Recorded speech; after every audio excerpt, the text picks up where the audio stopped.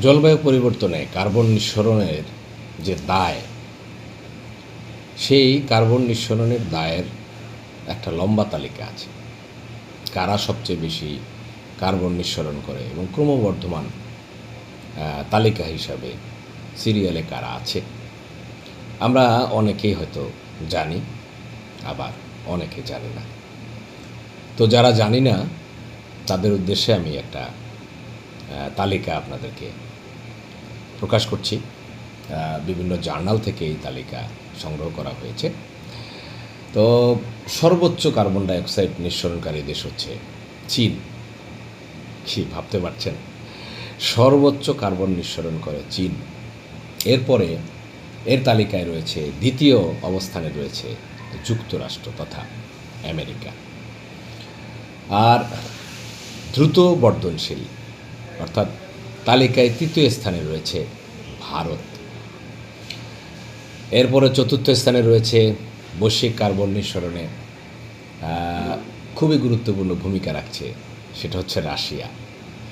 এরপরে রয়েছে Japan, Indonesia, Iran, Saudi আরব, Germany, south Korea.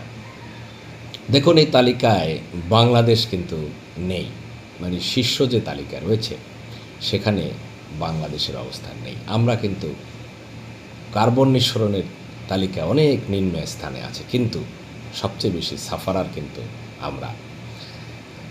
Bharat আমাদের প্রতিবেশী দেশ, সেই হিসাবে তাদের যে কার্বন নিঃসরণ, ওইটার প্রভাব কিন্তু সবচেয়ে বেশি আমাদের উপরে পড়বে।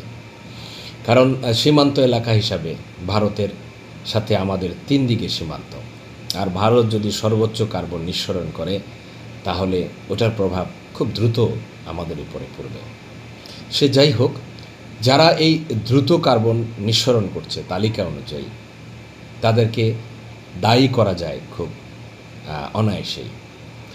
তবে যে কোনো দেশ তার নিজের জিডিপি অর্থাৎ উৎপাদন ঠিক রাখার জন্য বিদ্যুৎ উৎপাদন লাগবেই, কারণ বিদ্যুৎ হচ্ছে সবচেয়ে বড় শক্তি।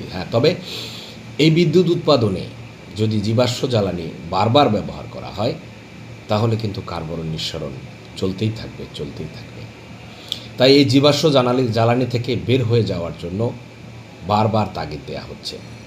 রিনিউয়েবল এনার্জি অর্থাৎ বারবার ব্যবহার করা যায় এই ধরনের এনার্জির দিকে ধাবিত হওয়া ছাড়া কোনো উপায় নেই।